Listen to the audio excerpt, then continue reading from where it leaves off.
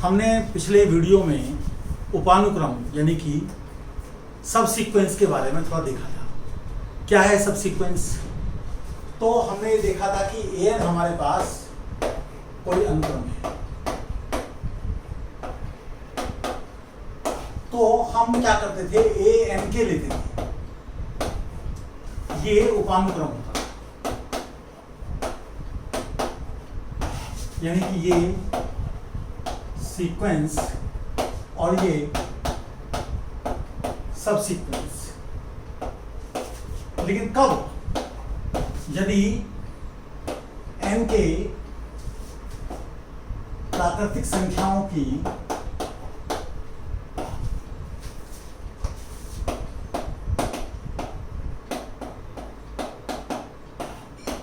के किसी अनंत उपसमुच्चय की बढ़ती अनुक्रम है।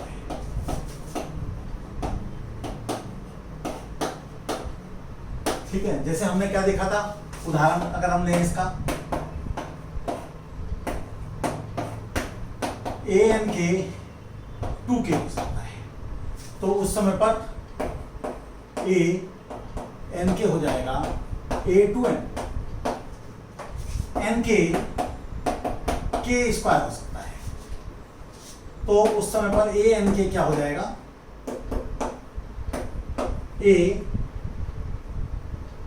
n के यहां पर 2k है तो 2k के दीजिए उसे,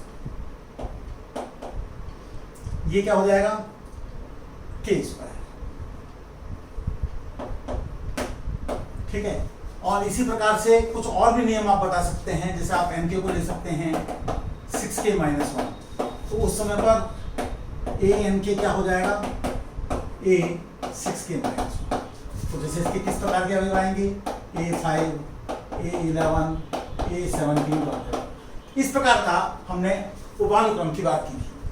तो कल हमने उसके बारे में एक थ्योरम की बात की थी और उसको हमने कहा था कि ये हमारी उपानुक्रम प्रमेय है।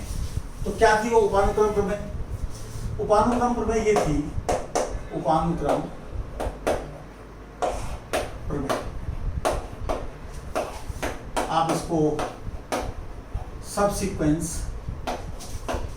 थ्योरम भी कह सकते हैं।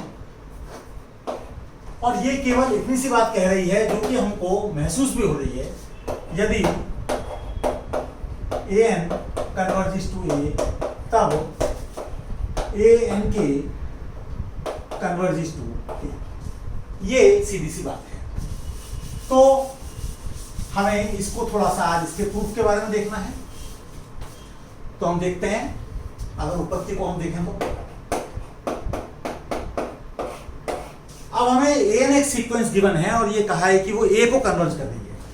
इसका मतलब क्या हुआ, implies for all epsilon greater than 0 there exists n naught belonging to n, और ये n naught जो है ये epsilon डिपेंड करेगा such that, किस प्रकार की है कि इनके बीच का गैप हम जितना चाहें उतना कम कर सकते हैं, epsilon से कम कर सकते हैं, for all n greater than or equal to n naught।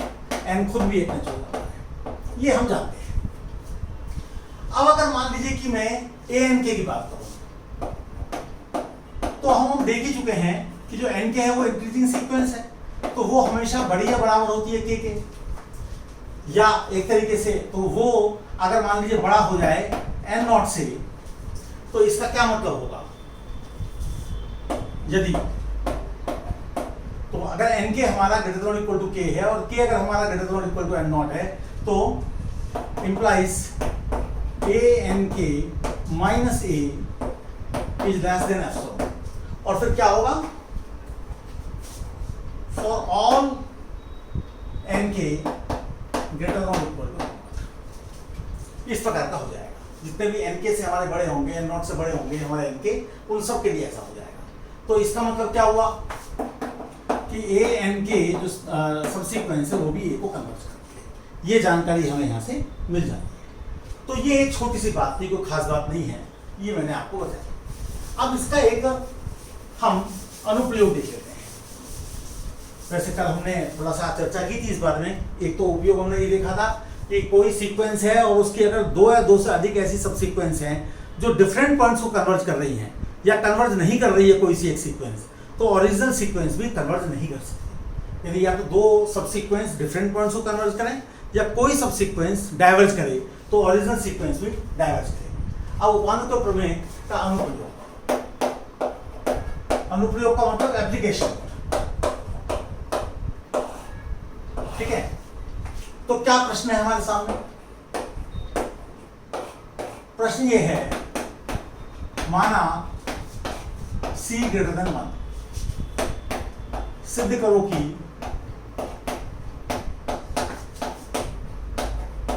C raised to the power 1/n converges to 1। ये आपको करना है। तो ठीक है, इसके कोई और तरीके भी होंगे लेकिन हम थोड़ा सा इसको अलग तरीके से करेंगे। तो C raised to the power 1/n greater than 0 for all n, ये बात हमको समझ में आती है। और C raised to the power 1/n plus 1 is less than C raised to the power 1/n, ये भी हमको समझ में आता है। इसका मतलब ये हुआ कि Cn ये एक अवरोही यानी कि डिक्रीजिंग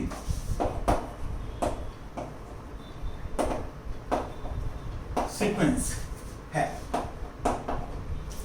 अब तथा इसका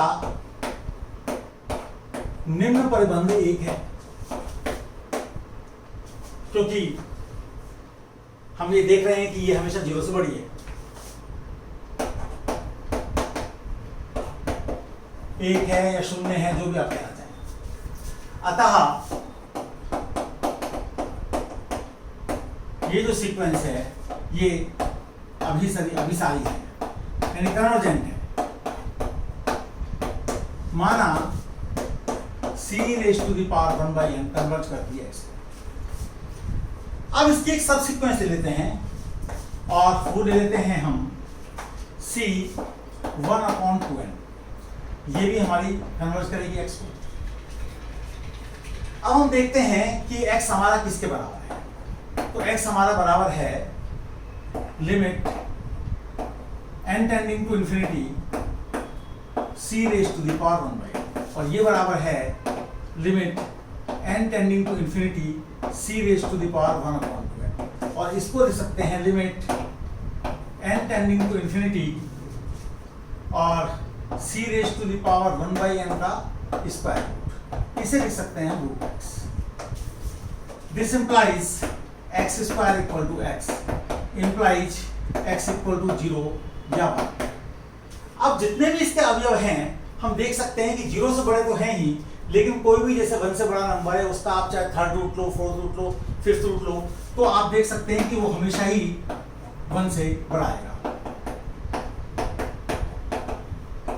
implies x equal to, तो इसका मतलब ये हो गया कि ये जो सीक्वेंस हमको दी हुई थी ये 1 को कन्वर्ज करती है। एक और तरीके से हमने इसको निकाल दिया। तो ये मैं थोड़ी जानकारी आपको देना चाहता था कि सब सीक्वेंस के कई उपयोग आगे हम देखेंगे, लेकिन एक उपयोग हमने देखा जो कि मुख्य बात यह है कि यदि कोई सीक्वेंस कन्वर्ज करती है तो उसकी सब सीक्वेंस भी कन्वर्ज करती है, उसी पॉइंट को कन्वर्ज करती है। इसका एक फायदा हमने देखा कि अगर दो हमें उपप्रमेय मिल जाएं, उपानुक्रम मिल जाएं जो कि भिन्न बिंदुओं को जारी हैं, तो जो हमारा मूलभूत अनुक्रम है वो कन्वर्ज नहीं करेगा। या कोई एक उपानुक्रम मिल जाए जो कि डाइवर्ज कर रहा है, तो जो हमारा मूलभूत या शुरू का अनुक्रम था वो भी डाइवर्ज करेगा। दूसरा हमने देखा कि इस प्रकार का हम एक फायदा उठा सकते हैं। आगे हम जो उपानुक्रम है, सबसीक्वेंस है, उसके बारे में कुछ और परिणामों को देखेंगे। आज इतना ही, धन्यवाद।